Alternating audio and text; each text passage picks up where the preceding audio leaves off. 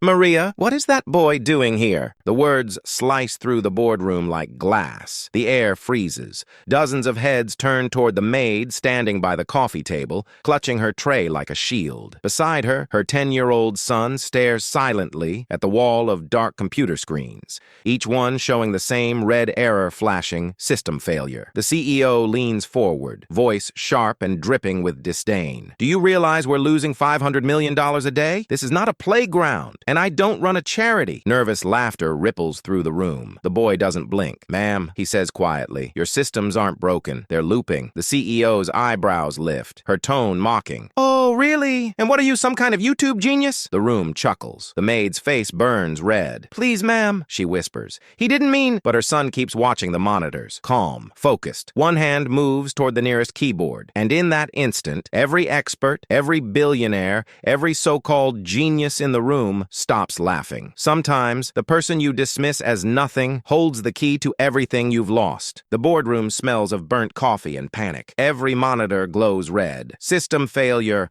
looping endlessly like a heartbeat gone wrong. Executives whisper. Consultants click keys that don't respond. And at the center of it all, the CEO, Victoria, face pale, eyes sharp, pretending she isn't terrified. 3 days, someone mutters. 3 days since the crash. 500 million lost every 24 hours. Hospitals frozen, banks offline, clients walking away. A decade of empire, dying by the minute. Maria, the cleaning woman, moves quietly along the wall, collecting empty cups. She's invisible to them, a shadow with a name tag. Her son stands near the corner, clutching his backpack, eyes fixed on the endless code lines flickering across the screen. One executive slams his hand on the table. This is beyond recovery. We need to shut everything down. Victoria's voice trembles but doesn't break. We don't shut down. We fight. The experts exchange glances, their confidence gone. Dr. Kent, the lead engineer, rubs his temples. It's not a virus. It's spreading through every core function. Even the backups are corrupted. We've tried everything. Maria flinches at the words. Backups. Corrupted. Words she doesn't fully understand, but she knows what hopelessness sounds like. Then her son steps forward. Just one quiet step. Maybe you're looking in the wrong place. Everyone turns. The boy's voice, small but steady, fills the air. Victoria blinks, disbelief flooding her expression. And who are you supposed to be? Maria's face drains of color. I'm so sorry, ma'am.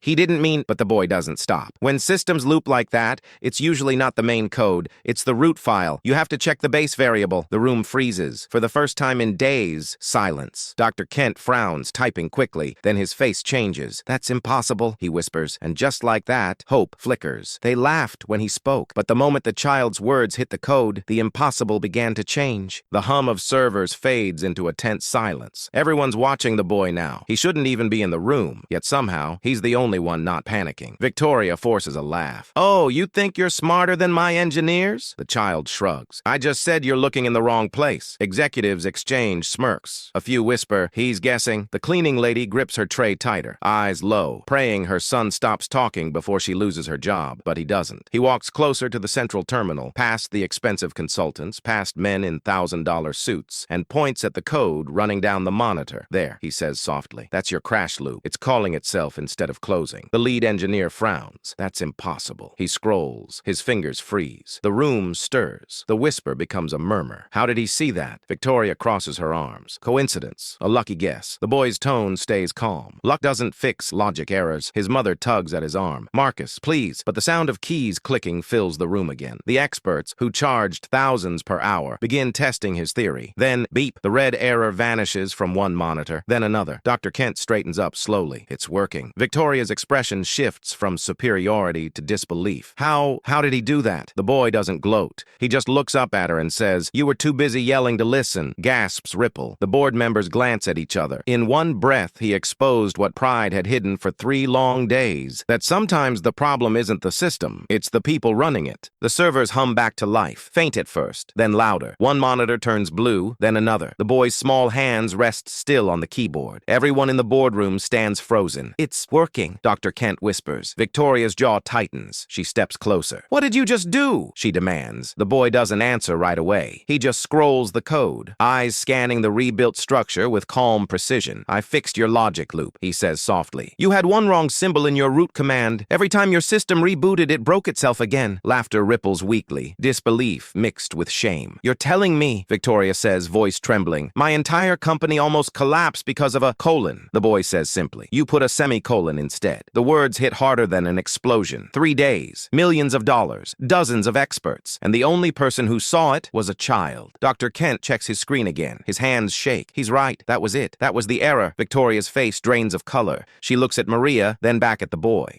How did you even see that? The boy looks down, suddenly shy. When you learn from mistakes, you start noticing little ones. For a moment, silence. Then applause breaks out. Not from the executives, from the tech interns, the assistants, the janitors watching from the hallway. Maria's eyes fill with tears. She's been invisible for years, but today her son is the light in a dying empire. They laughed when he spoke and listened when the world came back online. Sometimes brilliance wears sneakers and humility, and it only speaks when arrogance finally goes quiet. The boardroom feels different now. The cold arrogance that once filled the air has been replaced by quiet awe. Screens glow a calm blue, the company's heartbeat restored. Victoria stares at the boy, struggling to speak. You saved us, she says finally, her voice small, almost human. The boy looks up from the chair, his tone steady. I didn't save you. I fixed what you broke. A low murmur ripples through the room. The engineers who once laughed now avoid eye contact. The board members straighten their suits, pretending dignity still exists here. Maria stands near the doorway, trembling. Years of silent labor, ignored greetings, and underpaid hours swirl inside her chest. For once, her son is seen, truly seen. Victoria clears her throat, trying to reclaim her authority. You've done a great service. We'll make sure you're compensated. The boy turns in his chair slowly, meeting her eyes. It's not about money, he says. You treat people like they don't matter, until you need them. That's why your system broke. The words slice deeper than code ever could. The crowd stirs again, shame rising like heat. Dr. Kent nods slowly. He's right. Victoria glares. Excuse me? You built a company on brilliance and fear, he says. He just built one line of trust, and it worked. Phones lift again. Employees record silently, but this time not for gossip, for proof. Victoria steps back. Her empire, her pride, her power, all undone by a boy in hand-me-down shoes. The boy closes the laptop, calm and complete. Next time you think someone doesn't belong in the room, he says, standing. Remember, the solution might walk in wearing sneakers. He takes his mother's hand. They turn to leave. The room parts like water. No one speaks. No one dares to. In a room full of degrees and titles, it took the janitor's son to remind them, intelligence isn't born from privilege. It's born from persistence. The doors of the boardroom slide open. Morning light spills across the floor. Warm, golden, alive. Maria and her son walk out together. The sound of their footsteps echoes through the silent hallway,